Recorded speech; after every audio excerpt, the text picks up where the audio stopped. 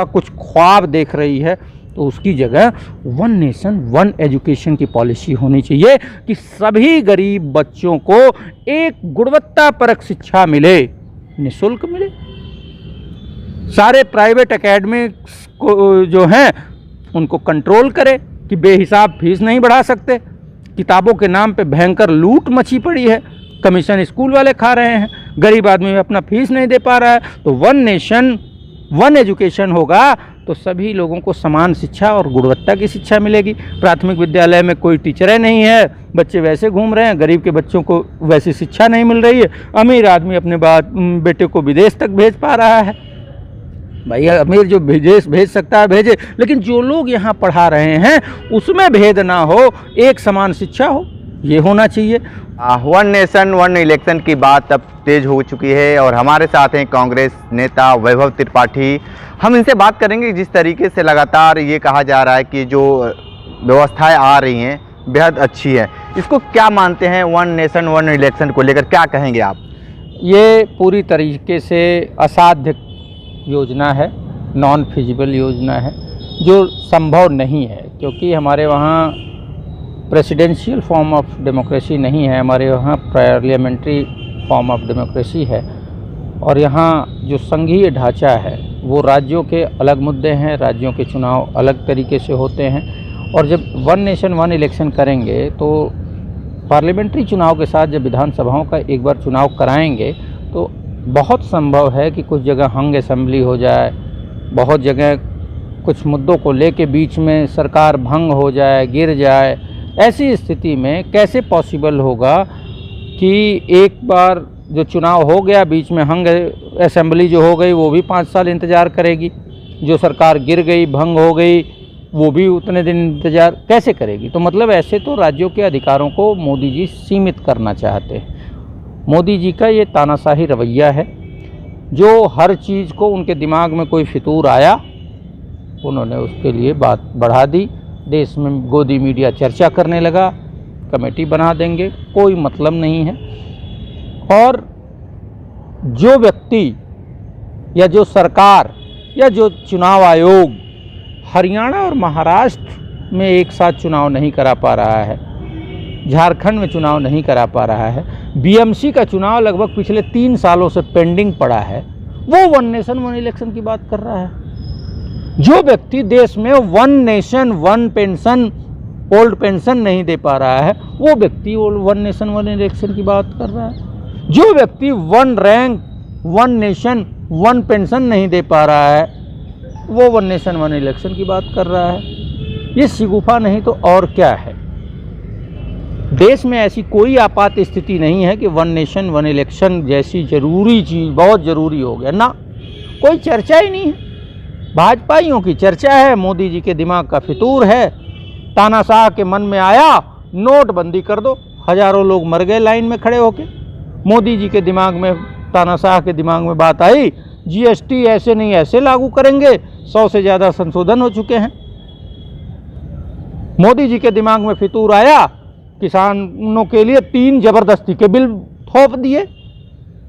लगभग 13-14 महीने किसान धरने पे बैठे रहे, 700 से ज़्यादा किसानों की शहादत हो गई। तो मोदी जी के दिमाग का जो फितूर है, तानाशाह के दिमाग के जो बेमतलब के ख्याल हैं, उसको संतृप्त करने के लिए देश बाध्य नहीं है और ना ही ये लोकतंत्र बना है। ये लोकतंत्र गरीबों के हितों की रक्षा के लिए बना है। लेकिन हो क्या रहा है, प्रधानमंत्री मोदी जी को सो के उठेंगे, कोई ख्याल आएगा वो लागू कर देंगे। ये वैसी ही बात है कि एक डॉक्टर को अचानक से कुछ ख्याल आया, उसने लोगों को कुछ सुइयाँ लगवा दी, कहा जी आपके ये बीमारी है, ये ठीक हो जाएगी। वो बीमारी ठीक नहीं हुई तो लोगों ने पूछा जी बीमारी तो ठीक नहीं हुई, कहा बीमारी ठीक नहीं, अच्छा देखिए आपके स्किन पे ग्लो है। अब वो बीमारी की बात छोड़ दिया, ग्लो की बात होने लगी। ग्लो नहीं, वो झुर्रियाँ थी। लोगों ने कहा नहीं ये तो झुर्रियाँ, अच्छा नहीं, तो आप हृष्ट पुष्ट हो गए हैं। मतलब ये कि इंजेक्शन पहले ठोक दो, बाद में उसके कारण ढूंढने लग जाओ। यही हुआ नोटबंदी में। फितूर आया, आतंकवाद पे चोट, आतंकवादी घटनाएं बढ़ गई, नक्सलवाद पे चोट, नक्सलवादी घटनाएं भी बढ़ गई, फिर भागा। कहा कि नहीं जी जाली नोट पे चोट, पता चला कि जाली नोट 10% से ज़्यादा बैंक में जमा हो गए। मिला क्या नोटबंदी से आज तक नहीं पता चला। फिर वही 2000 के नोट को वापस बंद करना पड़ा। शुरू क्यों किया था इसका पता नहीं।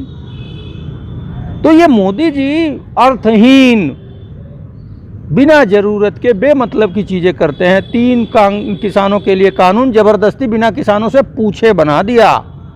1 नेशन 1 इलेक्शन के लिए अगर वाकई ये जरूरी है। नहीं, आप लोगों को दिक्कत किस बात की? आप लोगों को तो समर्थन करना चाहिए। समय बचता और तमाम तरह के पैसे रुपए बहुत सारी चीज़ें बचती है। मैं उसी पे आ रहा था। अगर वाकई ये जरूरी होता और प्रधानमंत्री मोदी इसके बारे में कोई समझ रख रहे होते, उनकी कोई मनसा होती, मनसा नहीं है, बस दिमागी फितूर है, करेंगे, माहौल बनाएंगे बेवजह का। इससे क्या होगा कि महंगाई बेरोजगारी पे जो चर्चा हो रही है, जो गरीबों के हक की बात हो रही है, जातीय जनगणना की बात हो रही है, सामाजिक न्याय की बात हो रही है, युवा न्याय, नारी न्याय की बात हो रही है, किसान न्याय की बात हो रही है, उन सारे मुद्दों से ध्यान भटक के किस पे बात होगी?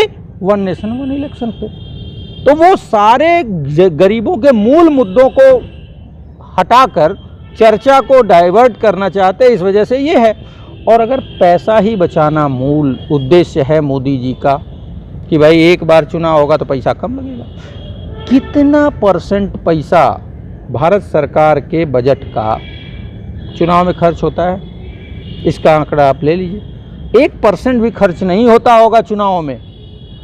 और जब बात पैसा बचाने की हो और दूसरी तरफ लोकतंत्र और संघीय ढांचे को बचाने की बात हो, राज्यों के अधिकारों को बचाने की बात हो, तो देश की जनता होना क्या चाहिए? राज्य की अधिकार को, क्षेत्र के मुद्दों को और लोकतंत्र को बचाना चाहेगी।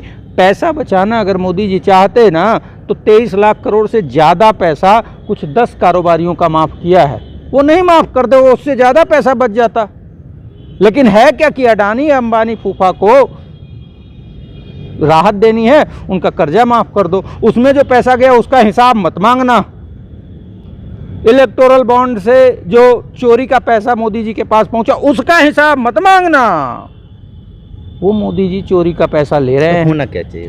होना ये चाहिए कि 1 नेशन 1 इलेक्शन की बजाय देश के गरीबों के मुद्दों पे चर्चा होनी चाहिए। मोदी जी अगर वाकई चुनाव के प्रक्रिया में पारदर्शिता चाहते हैं चुनाव सुधार हो, तो उनको स्टेट फंडेड इलेक्शन बहुत लंबे समय से मांग के लिए आ रही है। एजुकेशन की नहीं, स्टेट फंडिंग से अगर चुनाव हो जाएगा तो स्थिति ये हो जाएगी कि हर उस दल को उस फंड गवर्नमेंट उपलब्ध कराएगी और उसमें काला धन जो है वो नहीं यूज होगा, तो लेवल प्लेइंग फील्ड हो जाएगा। ऐसा नहीं होगा कि एक तरफ अडानी अंबानी ट्रक भर के बीजेपी को पैसा देंगे और मोदी जी लुटा के चुनाव को मैनिपुलेट करेंगे, दूसरी तरफ कांग्रेस के खाते फ्रीज कर दिए जाएंगे जिससे वो प्रचार ही ना कर पाएं।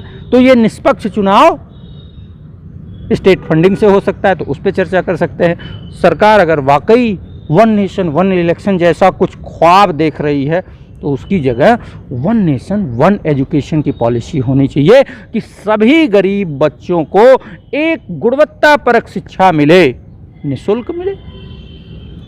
सारे प्राइवेट एकेडमिक्स को जो हैं उनको कंट्रोल करे कि बेहिसाब फीस नहीं बढ़ा सकते।